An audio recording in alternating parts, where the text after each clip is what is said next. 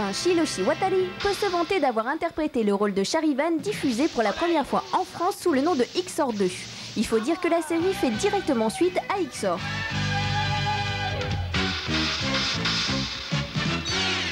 Grâce à ses pouvoirs rayonnants, Charivan peut revêtir son armure de combat en une fraction de seconde. Il lui suffit de crier « Soleil rouge !» Les années ont passé, mais il garde la forme. Il était même le seul à avoir une actualité. Monsieur Watari est en effet arrivé à cartooniste avec sa dernière série Veker, qu'il a co-réalisée avec Kazuya Hatasawa. Je m'appelle Hiroshi Watari. Bonjour.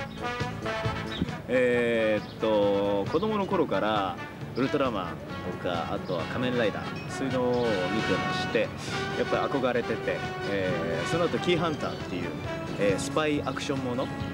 が始まってその中で千葉真一、将来の僕の先生になるんですけどその千葉真一ソニー千葉、が出てた番組があってそれを見て憧れてで千葉さんのジャパンアクションクラブ、そこに入ろうと思いました。 Et aussitôt, les rayons de la planète rouge captés par sa base sont relayés jusqu'à lui, où ils lui permettent de se fabriquer instantanément une armure de combat invincible. そうですね、やはりジャックに入ってでギャバンをやってたのがそのジャパンアクションクラブの先輩の大場健二さん、でそのボスがやはり千葉真一ソニー千葉だったのでギャバンやってる間僕は千葉さんに1年間ついてたんですね。付き人っていうのをやっていて、もう一日中もう千葉さんと一緒それ1年間続けてその後でギャバンの後番組のオーディションがあっ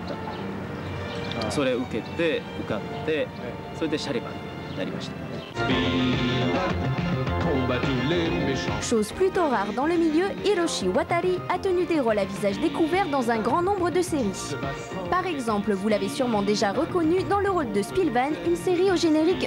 inoubliable.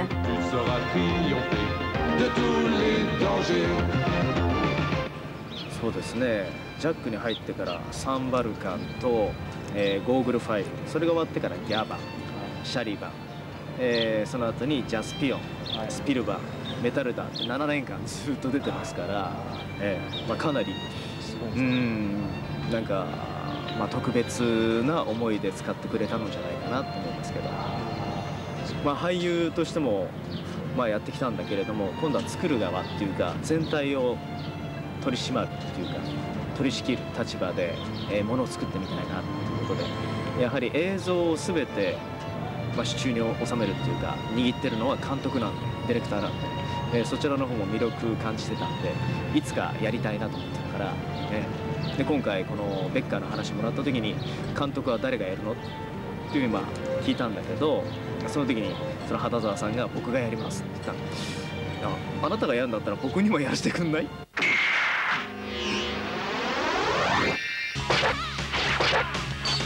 Présenté au festival cartooniste avant même sa sortie au Japon, Jiku Keiji Veker alias Veker, la police temporelle est une série bien fauchée de 3 épisodes. Petit mélange sans prétention d'action et d'érotisme léger, cette production a pour elle 2 arguments. Tout d'abord, ces héroïnes qui ont mis le feu à la salle comme il faut, et surtout l'apparition d'un Watari bien nerveux dans l'épisode 2. Le producteur et co-réalisateur de la série Kazuma Hatasawa avait même apporté un petit stock de cassettes pâles sous-titrées anglais pour vendre sur place. 私の作っている作品は、日本でいう特撮、日本でもあんまり少ないんですけど、特撮ヒロインアクションドラマです。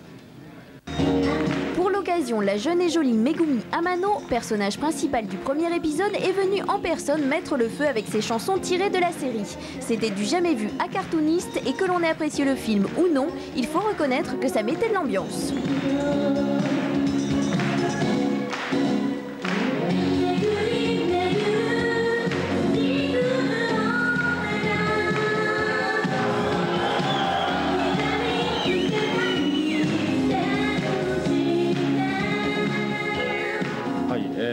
それは僕も、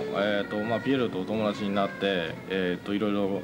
ピエールはすごく特撮とか戦隊に詳しくてすごく好きな人なので変なフランス人だなと思ってたんですけどでいろいろお話を聞いてみるとなんか彼だけではないとでフランスに行くともう1万人2万人来るイベントに、そのアニメと同じぐらい番組も愛されているで聞かされてにわかには信じられなかったんですけど、でも面白いから普通こういうのって大きなメーカーとかテレビ局がついてるとこんな話絶対成立しないんですけど、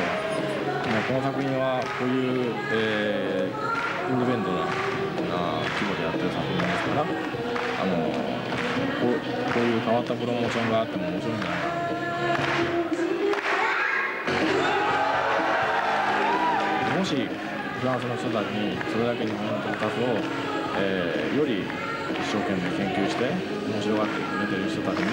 見てもらって喝采を浴びたら僕たちはすごく自信がつきますから、それで日本でセールスする上での自信にもつながるので、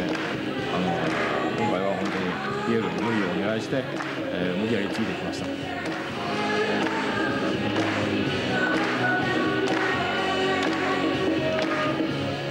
フランスの人たちはみんな本当に面白いのと思うぐらいに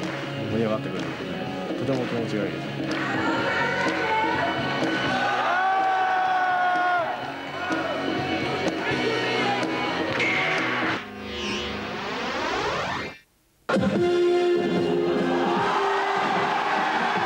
Voici maintenant Enrique, avec un peu plus de voix que Mademoiselle Amano tout de même. Il venait chanter les 2 premiers génériques de Goldorak qui n'avaient jamais été commercialisés jusqu'alors. Il s'est passé plus de 20 ans depuis et il était temps qu'il soit enfin reconnu.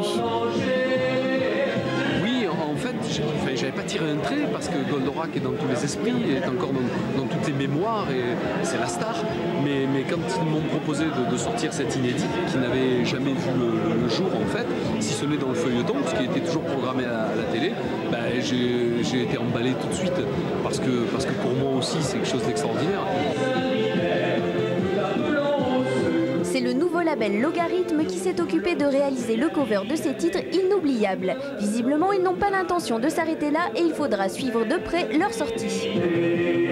Nous, on crée vraiment un label qui est spécialisé là-dedans et qui veut faire de la qualité,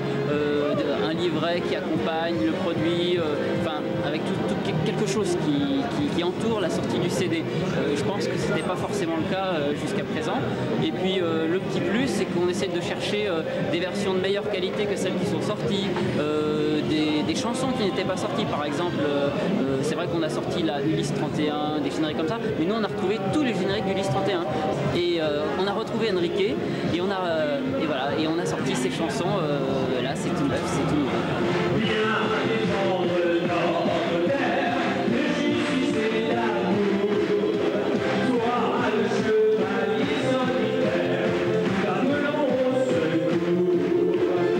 Ce disque-là, parce que pour moi ça représente beaucoup, ça représente quand j'étais tout petit. Et puis, je veux dire, on se souvient tous du Prince de l'espace et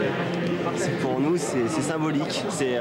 notre enfance, notre jeunesse. C'est un karaoké géant, quoi. On chante tous ensemble la même chanson, dans le même sens, avec autant de plaisir et c'est vrai que ça fait chaud au cœur.